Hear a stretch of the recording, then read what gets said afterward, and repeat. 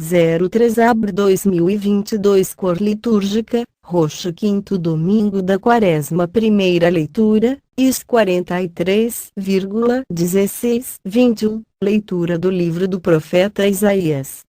16. Isto diz o Senhor, que abriu uma passagem no mar e um caminho entre águas impetuosas. 17. Que pôs a perder carros e cavalos, tropas e homens corajosos, pois estão todos mortos e não ressuscitarão, foram abafados como mecha de pano e apagaram-se. 18. Não relembreis coisas passadas, não olheis para fatos antigos. 19. Eis que eu farei coisas novas, e que já estão surgindo, acaso não as reconheceis? Pois abrirei uma estrada no deserto e farei correr rios na terra seca. 20. Hão de glorificar-me os animais selvagens, os dragões e os avestruzes, porque fiz brotar água no deserto e rios na terra seca para dar de beber a meu povo, a meus escolhidos. 21. Este povo, eu o criei para mim e ele cantará meus louvores. Palavra do Senhor. Graças a Deus. Responsório, SL 125. Maravilhas fez conosco o Senhor, exultemos de alegria. Maravilhas fez conosco o Senhor, exultemos de alegria. Quando o Senhor reconduziu nossos cativos, parecíamos sonhar, encheu-se de sorriso nossa boca, nossos lábios, de canções. Entre os gentios se dizia, maravilhas fez com eles o Senhor. Sim, maravilhas fez conosco o Senhor, exultemos de alegria. Mudai a nossa sorte, ó Senhor, como torrentes no deserto. Os que lançam as sementes entre lágrimas, se farão com alegria. Chorando de tristeza sairão, espalhando suas sementes, cantando de alegria voltarão, carregando os seus feixes. Segunda leitura, FL 3,8-14, leitura da carta de São Paulo aos Filipenses. Irmãos. 8. Na verdade, considero tudo como a perda diante da vantagem suprema que consiste em conhecer a Cristo Jesus, meu Senhor. Por causa dele eu perdi tudo. Considero tudo como lixo, para ganhar Cristo e ser encontrado unido a Ele. 9. Não com minha justiça provindo da lei, mas com a justiça por meio da fé em Cristo, a justiça que vem de Deus, na base da fé. 10. Esta consiste em conhecer a Cristo, experimentar a força da sua ressurreição, ficar em comunhão com os seus sofrimentos, tornando-me semelhante a ele na sua morte. 11. Para ver se alcanço a ressurreição dentre os mortos. 12. Não que já tenha recebido tudo isso, ou que já seja perfeito, mas corro para alcançá-lo, visto que já fui alcançado por Cristo Jesus. 13. Irmãos, eu não julgo já tê-lo alcançado. Uma coisa, porém, eu faço, esquecendo o que fica para trás, eu me lanço para o que está na frente. 14. Corro direto para a meta, rumo ao prêmio, que, do alto, Deus me chama a receber em Cristo Jesus. Palavra do Senhor. Graças a Deus. Evangelho. Anúncio do Evangelho, João 8,11. O Senhor esteja convosco. Ele está no meio de nós. Proclamação do Evangelho de Jesus Cristo segundo João. Glória a vós, Senhor. Naquele tempo,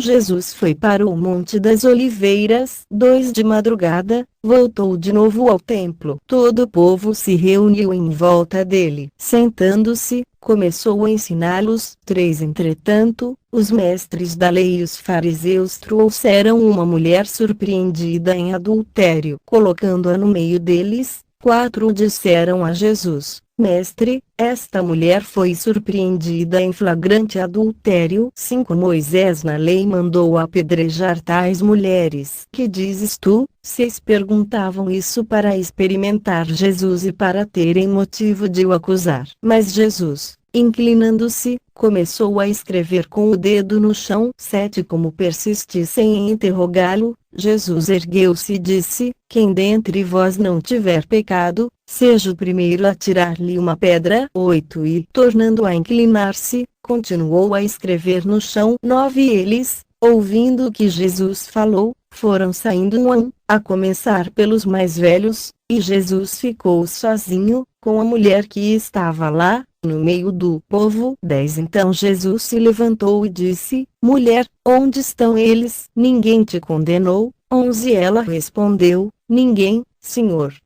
Então Jesus lhe disse: Eu também não te condeno. Podes ir, e de agora em diante não peques mais. Palavra da salvação. Glória a vós, Senhor. Homilia diária. Apresente o seu coração diante do Senhor. 03 de abril de 2022. Palavra forte deste domingo. Apresentamos o nosso coração diante do Senhor para que Ele também nos converta. Geograficamente, Jesus está inicialmente no Monte das Oliveiras, um lugar predileto de Jesus, um lugar onde ele escolhia para rezar. E a oração de Jesus não era para entrar num estado zen, Jesus não fazia oração para isso, mas sim para entrar no estado nem. Nem pense em agir diferente, porque a vida de Jesus foi sempre sacrifício, foi sempre luta e provações. Então, nós já aprendemos que a oração não é para nos tirar das nossas realidades, das nossas provações, não é para nos aliviar ou anestesiar o nosso coração das provações. Não entremos em estados em, a oração nos coloca justamente no combate na luta. E o que Jesus foi combater imediatamente após a sua experiência de oração? Apresentaram a ele uma mulher pega em adultério, e essa mulher representa todos nós. Essa mulher representa o nosso pecado, representa-nos naquelas vezes em que não amamos o Senhor, naquelas vezes em que nós o traímos, naquelas vezes em que nós deixamos a nossa fidelidade de lado. A lei era muito clara: apedrejar ou estrangular aquela mulher, pois era uma das duas possibilidades. Fico pensando se Deus nos tratasse como exigem as nossas faltas. Coitados de nós. Conferir. Salmo 78. Certamente, aqueles homens se esqueceram de meditar esse salmo, certamente eles pularam essa página, porque se olhassem para dentro deles mesmos, veriam também as barbáries e os pecados escondidos ali dentro. Quando rezamos de verdade, o nosso coração se assemelha ao coração do Pai. A justiça que vem da oração é totalmente diferente da justiça dos fariseus. Porque Jesus agora hede com misericórdia? Porque Jesus tinha rezado verdadeiramente. Quando nós rezamos de verdade, o nosso coração se assemelha ao coração do Pai. Eles queriam a morte, Jesus queria a conversão daquela mulher. Só isso é o que Jesus quer de cada um de nós. Jesus não quer a morte de ninguém, ele não quer a condenação de ninguém, mas quer que todos se salvem e cheguem ao conhecimento da verdade. A lapidação era uma forma de assassinato coletivo naquela época, porque todos ali próximos deviam estar concordes naquele ato, e se um só se manifestasse contra, aquela pessoa tinha que ser lapidada junto com o condenado. Então, era uma realidade um pouco assim: o bode expiatório, aquela pessoa fazia função de bode expiatório para que os outros ficassem com a consciência limpa,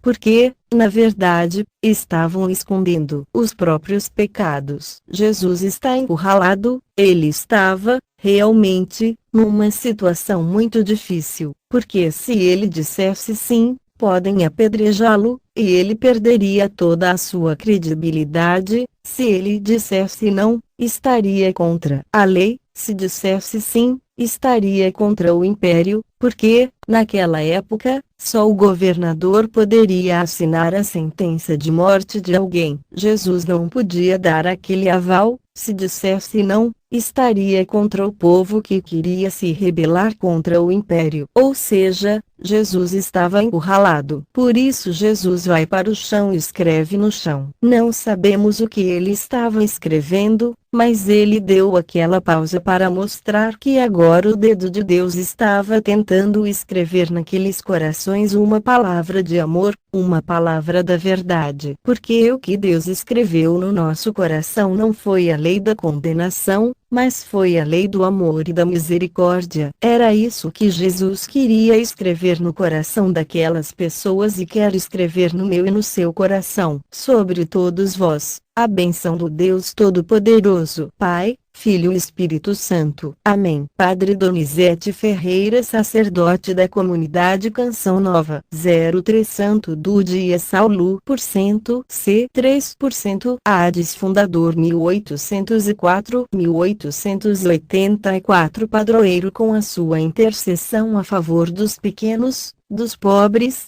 da juventude em dificuldade, das pessoas que sofrem, de quantos vivem situações penosas. Também hoje, Padre Luiz continua a indicar para todos a estrada da união com Deus, da compaixão e do amor. Além disso, está pronto para acompanhar os passos daqueles que se entregam à providência de Deus.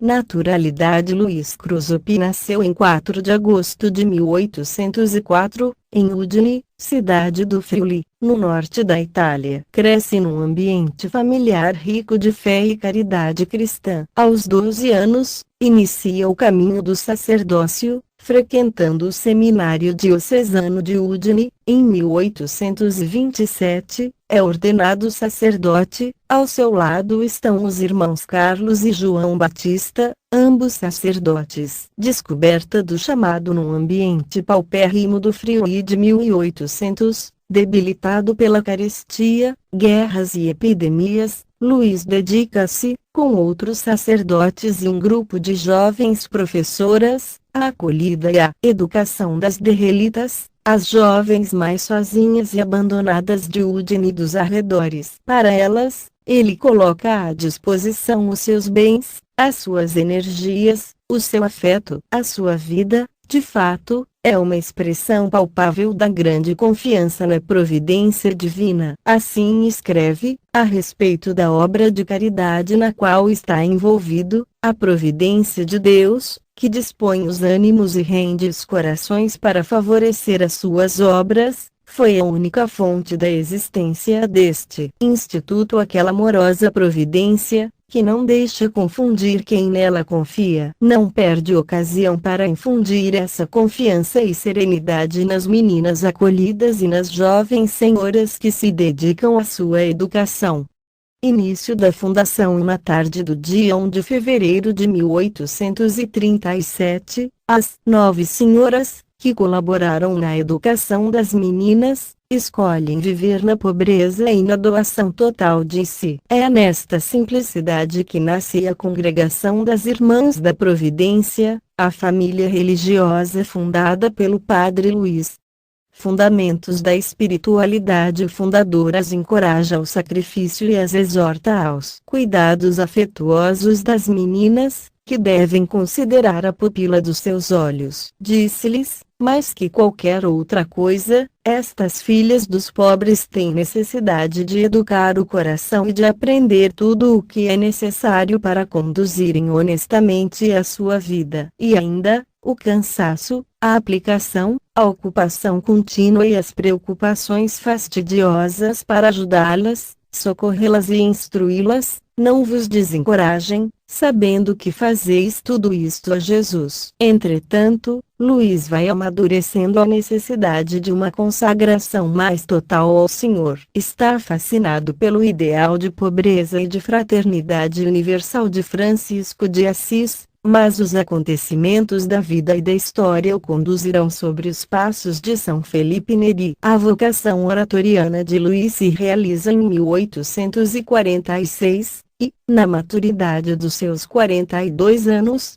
torna-se filho de São Felipe. Dele aprende a mansidão e a doçura, que o ajudarão a ser mais idôneo na função de fundador e pai da Congregação das Irmãs da Providência. Obras construídas. Todas as obras por ele empreendidas, durante a sua vida, refletem essa escolha preferencial para os mais pobres, para os últimos, os abandonados. 12 casas havia profetizado: abrirei antes da minha morte, e isso aconteceu. 12 casas nas quais as Irmãs da Providência se dedicam num serviço humilde, com empenho e alegre, as jovens à mercê de si mesmas, aos doentes pobres e transcurados, aos anciãos abandonados. Dificuldades e provações na segunda metade de 1800, a Itália, região após região, vai se unificando. Uma das consequências disso, que aconteceu infelizmente num clima anticlerical, é o decreto de supressão da Casa das Derrelitas e da Congregação dos Padres do Oratório, de Udine.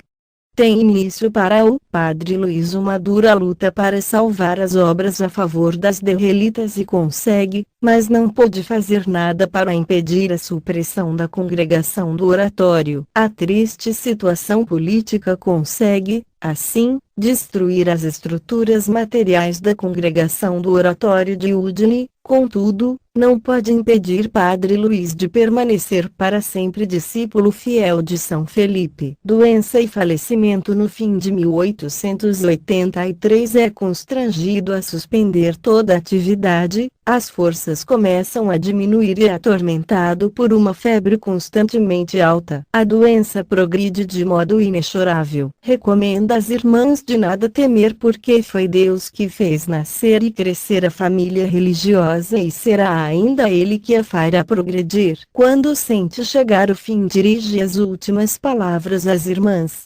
depois da minha morte, a vossa congregação terá muitas tribulações, mas depois renascerá a vida nova. Caridade, caridade. Eis o espírito da vossa família religiosa, salvar as almas e salvá-las com a caridade. Na noite de quinta-feira, 03 de abril de 1884, faleceu o santo.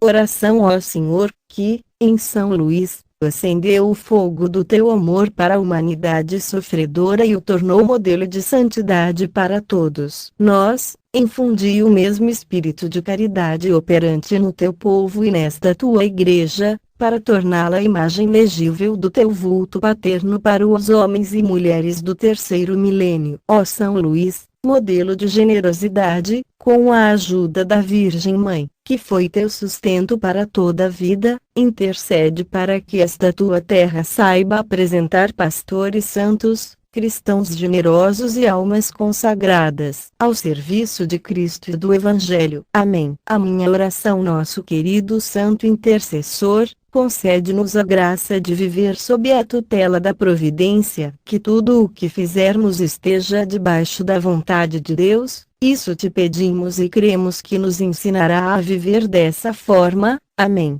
São Luís Cruzopi, rogai por nós.